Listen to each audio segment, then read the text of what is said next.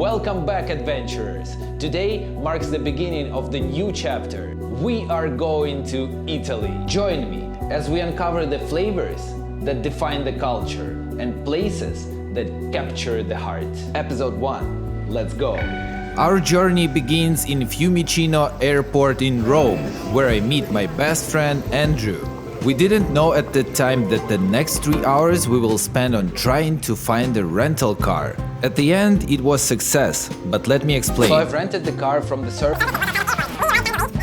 Always rent a car from the service that is present in the airport. That's all you need to know. That way you will save so much money. Our first Airbnb was a decent house, just for 120 euros. We got 2 bedrooms, 2 bathrooms, and the kitchen, where we ended up spending most of the night. In the morning, we woke up ready to hit Italian roads. But first things first, we had to stock up our supplies. So we zipped over to the nearest supermarket on a mission to buy all the good stuff that we'd need. Italian supermarket is experience on its own. I was struck by amount of the fresh local produce. First time in my life, I wanted to buy it all. Thanks God we spent only 35 euros. The excitement of the trip made us overlook one important detail: breakfast.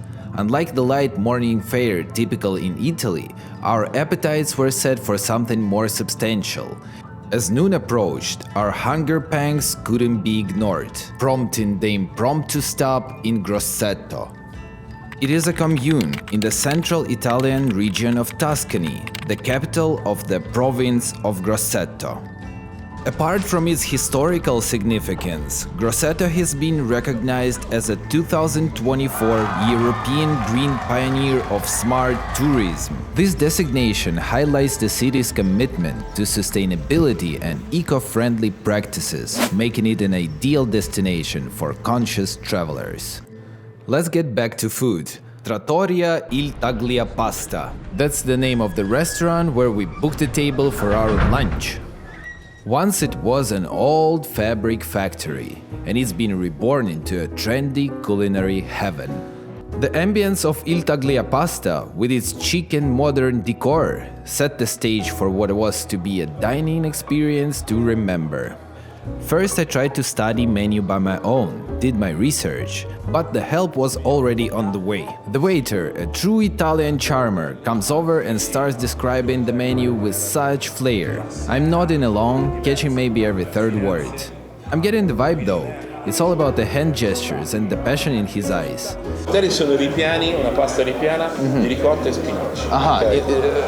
Bravissimo, dentro. So I take the wild stab at ordering, armed with my 3 words of Italian and a whole lot of hope. Pasta, un carpaccio a Giannina prima. And guess what? It worked. We kicked things off with a bottle of red. We in Tuscany, right? And I'm glad to say that we finally raised the first toast in Italy. Mangia bene, vivi felice. That means eat well, live happily. And that's what we're all about. I will really appreciate if you like this video now. The carpaccio that we got was truly incredible. I was pretty much knocked out by the richness of the flavor. Next we got a present from a chef himself. It was a mixture of tomatoes, basil, Tuscan bread and olive oil. The name of this dish is pappa al pomodoro. Sounds delicious, right? For the main course, Andrew got himself a dish that I couldn't pronounce for a while. Let me try though. Chinchiale al finocchietto selvatico e vermentino di Maremma. It's a wild boar with fennel and vermentino wine. It's a true taste of Tuscan wild. Caterina got herself peposo. It's a peppery Tuscan beef cooked in red wine. It filled the room with the aromatic spices. It was probably one of the most tender beef dishes I ever tried in my life. And even more important, Caterina liked it too. For myself, I got a beautiful tortelli maremmani al ragù. These are the huge pieces of thin stuffed pasta with ricotta and spinach.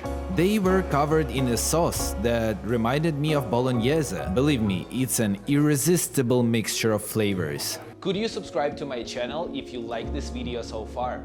Thank you.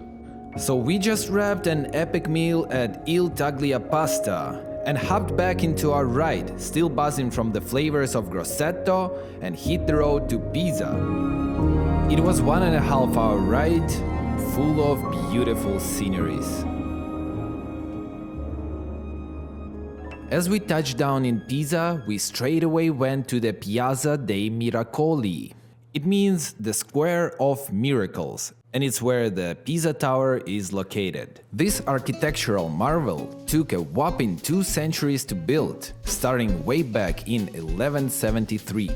The lean of the tower wasn't a design feature, it was a whoopsie thanks to some less than stellar planning and the marshy land beneath. The Cathedral of Santa Maria Assunta and the baptistry are also experiencing a slow descent into the earth.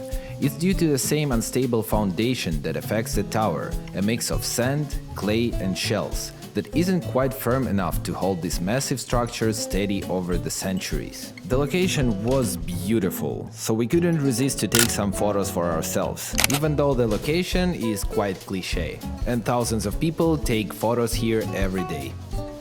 After our little photography session, we got hungry, but the plan was to avoid all the tourist traps. So I did my research and found a quite interesting place where I will try something that I never tried before. 5 minutes away from the Pisa Tower, you can find a legendary sandwich shop. Let's go, I'll show you. The name of the place is I Porci Comodi.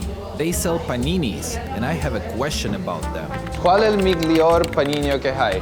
This is raw sausage. We combine this, truffle and cheese.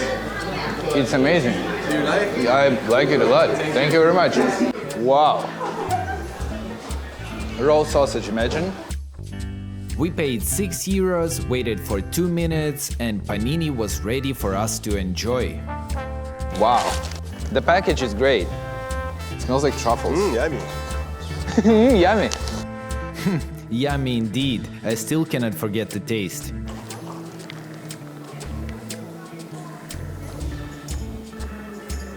Viva Italia! This is the best sandwich. Imagine. It's amazing.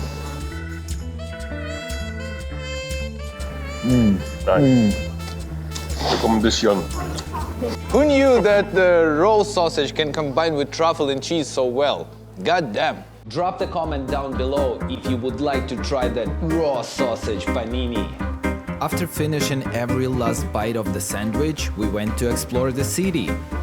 We wandered there without a map, letting the curiosity be our guide.